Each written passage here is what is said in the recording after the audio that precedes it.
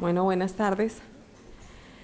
Un poco la idea para este panel que traía, digamos, para presentarles es más que cualquier otra cosa, lo que tal vez podría hacer aquí es lo que hemos venido haciendo en los últimos años, y es transmitirles un poco de lo que hemos podido experimentar en nuestro país, sobre todo con la aplicación en los últimos 10 o 15 años. Yo creo que muchos más, en realidad pueden haber sido 100 si empezamos a contar la aplicación de instrumentos en la historia de Colombia, solo que pues el reconocimiento de lo que significan para el desarrollo de las ciudades ha venido tomándose en conciencia y con lógica organizada tal vez en los últimos 15 años. Esto, digamos, en Colombia hemos pasado, digamos, por un proceso de transformación. Yo creería, mi formación original es, soy abogada experta en temas tributarios y de hacienda pública. Mi origen inicial era, justamente trabajé 13 años con el distrito de Bogotá y siempre sentía que lo único que teníamos era problemas generados por las necesidades de no tenemos vías, no tenemos acueductos, no tenemos alcantarillado, y los esfuerzos que hacíamos desde Hacienda no iban a alcanzar nunca para nada. Y ese, por supuesto, es la mirada de quien está en Hacienda y en finanzas buscando cómo solucionar los pedidos que los urbanistas y cada ocurrencia tiene, digamos, para el desarrollo de la ciudad. Un poco lo que también justamente parte de lo que hemos vivido es cómo, tanto desde el punto de vista del derecho mismo y de la cultura, cómo ha cambiado la visión al ver ya, digamos, que existe inclusive, nosotros hoy lo hablamos así en foros, y eso a mí la verdad, por lo menos eso me llena de satisfacción, es que ya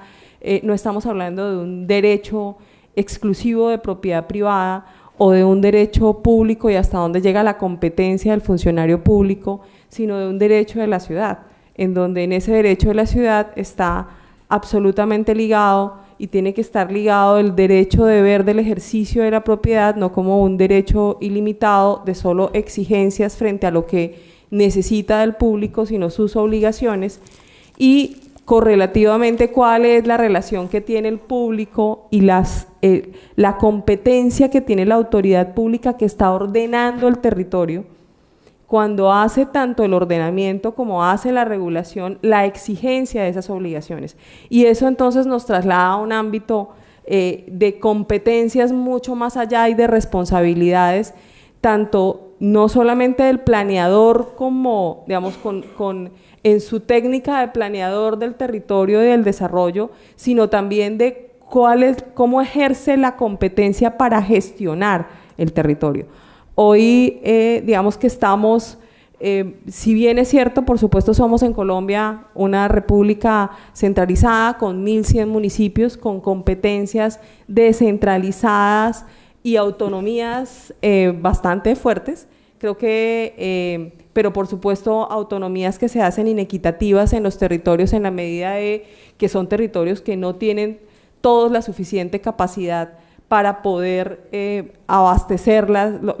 digamos, el desarrollo mismo, pero sin embargo, a pesar de esas diferencias en las ciudades y en los territorios en los cuales digamos que se ha podido empezar a aplicar los instrumentos, los cambios tanto culturales para el ciudadano de lo que ha venido pasando, como para la misma administración frente al enfrentar esos poderes y potestades que tiene que aplicar, no es que quiera aplicar, porque gran parte del tema es por esta visión absolutista de la propiedad privada versus una, en nuestra, va desde la cultura hasta la concepción del derecho y la interpretación que dábamos en el derecho a lo que teníamos, a cómo aplicar una función pública del urbanismo como función pública del urbanismo y como responsabilidad de hacer ciudad. Eso ha sido, digamos, una gran parte del tema de transformación. Les decía que en Colombia en realidad no solamente son los últimos 15 años, porque yo cuento aún la ley novena del 89 antes de la ley 388, ya teníamos un antecedente con la ley novena del 89, unos antecedentes bastante importantes, pero nunca desarrollados. Y creo que sobre todo en las experiencias compartidas que hacemos en Latinoamérica, porque eso es lo que hacemos, compartir experiencias, lo que finalmente nos ha servido muchísimo es darnos cuenta que lo que tal vez puede estar en este momento generando los cambios más profundos o más sensibles en el desarrollo de los territorios es que los instrumentos tal vez siempre habían estado, los conceptos estaban inclusive, pero no estaban interiorizados culturalmente de la suficiente manera para hacer que hoy en día, por lo menos, hoy en día ya podamos hablar, y casi que cuando hablamos justamente de éxitos y fracasos de instrumentos en Colombia, yo siempre me niego absolutamente a hablar de fracasos, porque lo que les digo es cada instrumento ha tenido una oportunidad de haber dado en su desarrollo en la operación, la generación en la cultura tanto del derecho y justamente en la planeación y en el desarrollo del territorio,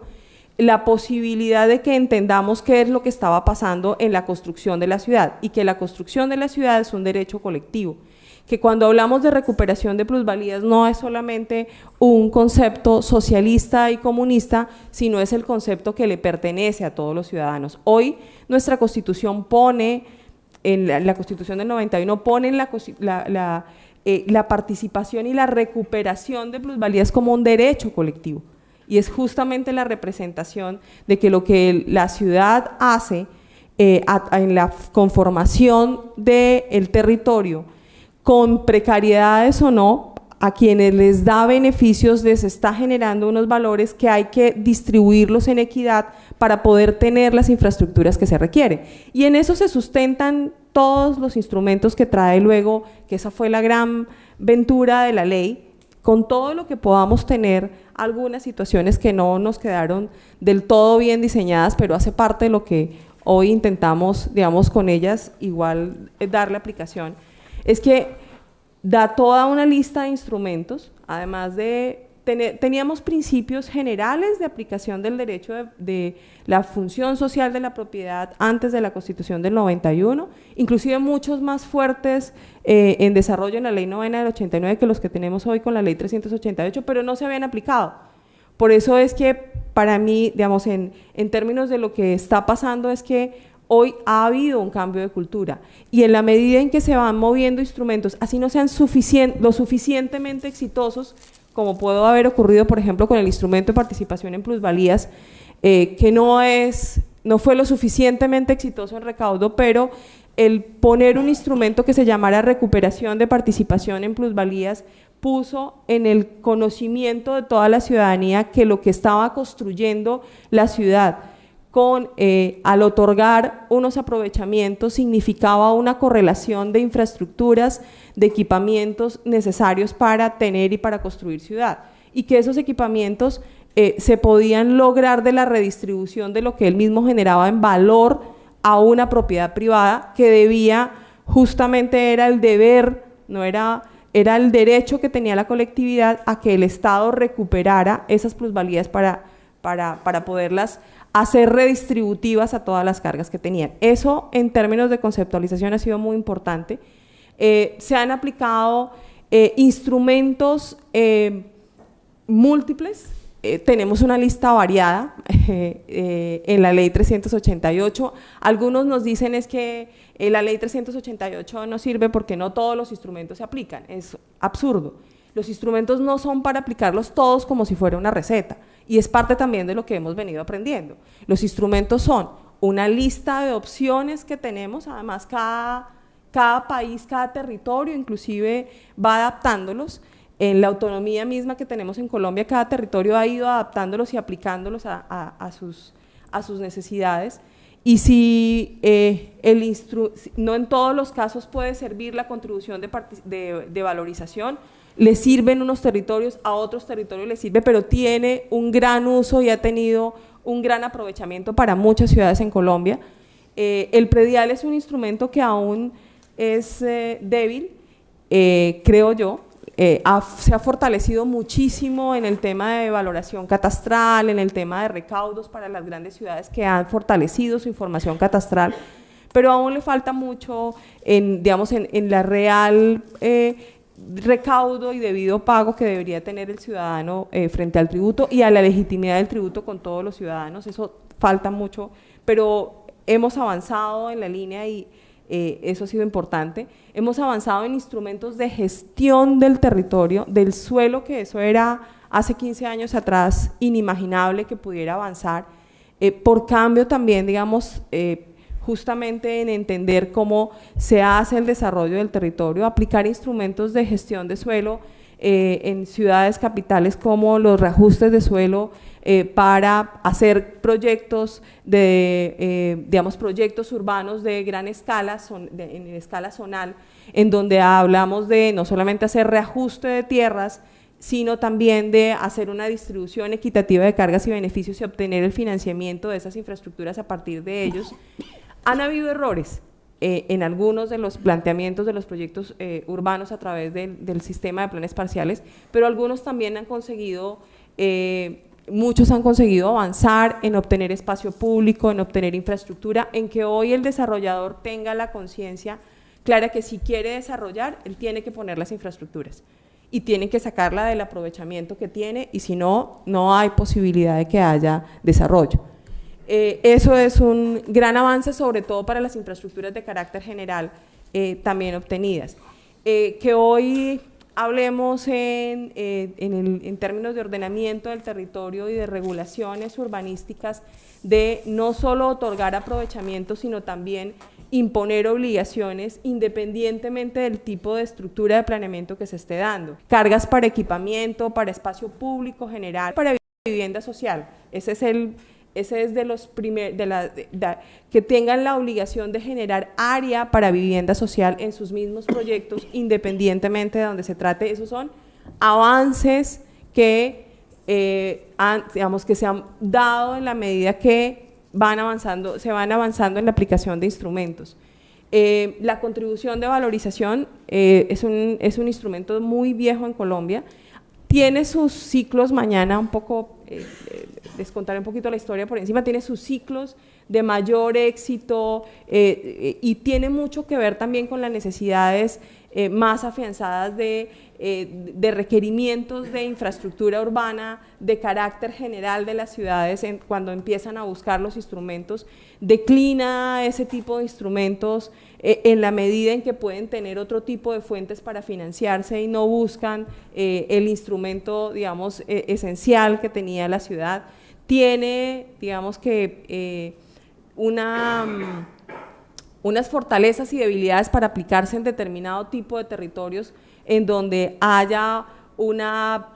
desarrollo urbano afianzado. Eso lo sabemos y es evidente, no para todos los territorios es el instrumento ideal, pero sirve y lo podemos aplicar, pues sobre todo se ha podido aplicar a gran escala. Tenemos instrumentos que también, digamos, fuera de los instrumentos tradicionales de la expropiación, pensar que pudiésemos promover promover suelo, promover adquirir suelo sin usar recursos públicos o promover la gestión de suelo a través de órdenes, digamos, coactivas del Estado para que se use o se desarrolle, que es el ejercicio de las experiencias que se cuentan en Quito, que además está desde la ley, inclusive ese instrumento está desde la ley 9ª del 89, vuelve y lo trae la ley 388 de 1997 en Colombia, y por primera vez se aplica desde el año 2008. O sea, este tema, digamos, tiene en donde ya el Estado asume, todos los municipios pueden saber que tienen el instrumento, pero entender la lógica de cada instrumento es un poco lo que ha costado, digamos, el tiempo. Adicionalmente, digamos, a entender no solo la lógica de la utilización del instrumento, sino también de las fortalezas en donde no solamente son debilidades pensándolas desde el punto de vista político. Ese es un punto importante, que los instrumentos tienen una fortaleza misma desde la equidad que representan, que nosotros muchas veces desde lo técnico desafortunadamente no sabemos vender. Y por la equidad que representa pueden ser las formas más fáciles de vender, dependiendo de las estrategias que usemos, y ahí es donde tal vez necesitamos más la creatividad. En Colombia muchos alcaldes, sobre todo en Bogotá, hoy en Barranquilla, que están utilizando instrumentos muy fuertes, mejorando el predial, contribución de valorización, aplicando obligaciones urbanísticas para cargas generales, son candidatos presidenciales y han estado candidatos presidenciales. ¿Por qué? Porque el resultado ha sido general para todos los ciudadanos. Eso también lo han aprendido a explotar. Yo he trabajado con agremiaciones en las cuales se les presenta qué es lo que tenemos que hacer, y yo al principio pensando siempre que el privado se iba a poner a todo. La respuesta del privado cuando decíamos es que tenemos que hacer actualización catastral, tenemos que imponer contribución de valorización si queremos sacar la ciudad adelante, tenemos que imponer, hoy estamos en Barranquilla también vendiendo la aplicación de obligaciones urbanísticas, que es como la otorga onerosa brasilera, que se aplica en Medellín, y estamos intentando, en Bogotá ya la acaban de establecer, ahora en Barranquilla también estamos intentando establecerla con constructores, que lo que nos han contestado es, mire, si ustedes me garantizan, que ahí es donde va el último punto tal vez de mi reflexión, y es, si ustedes garantizan que los recursos son equitativamente aplicados, o sea, para todos hay igual situación de aplicación, que los recursos van a ser bien usados, no tenemos ningún inconveniente. Yo al principio cuando me dijeron los gremios y nos sentamos a trabajar qué eran las necesidades que teníamos y hasta dónde íbamos a ir, yo me quedé sorprendida frente a la redacción, pero creo que es de las situaciones que uno, creyendo que esa autoridad va a tener mayor enfrentamiento, puede ser totalmente contrario, siempre y cuando, por supuesto, haya una fortaleza institucional, que es la que hay que generar, para que tanto instrumentos de gestión de suelo, que tienen que ver todos con el desarrollo del territorio, como los financieros, que son los que más estamos acostumbrados, que aún nos falta mucho, a pesar de tantos años llevar aplicándolos, aún nos falta mucho en aplicarlos mucho mejor, pero sin embargo, demostrar que se pueden hacer y demostrar que los instrumentos se aplican en equidad, creo que es lo que finalmente también, tanto al ciudadano como a aquel que le tenemos miedo, muchas veces político, en la representación política de lo que puede enfrentar, para aplicar los instrumentos tampoco está el gran vedado, no es vedado aplicarlos, si se aplican con equidad, que ese es, digamos, el otro de los grandes puntos, y con eficiencia, que es también de los puntos que tenemos que superar en términos de administración pública. Creo que digamos, como cierre final, un poco para cerrar la experiencia de lo que ha sido para nosotros en Colombia, hacer ese entendimiento de lo que significa en el derecho a la ciudad, el convivir con un derecho de propiedad, pero con un derecho a la ciudad, en donde tenemos una gestión eficiente de la ciudad, equitativa de la ciudad. Sé que nos falta muchísimo, pero gran parte del reto es justamente hacer que podamos avanzar en aplicar cada día, digamos, con ver las deficiencias de lo que puedan ver, de lo que podamos tener en los instrumentos. Mañana un poco miraremos parte de las experiencias que hay, en la medida que vamos reconociendo qué debilidades podríamos tener, cómo vamos superándolas para hacer que los instrumentos puedan dar el uso más eficiente. Creo que, digamos, en ese orden de ideas cerraría un poco la presentación.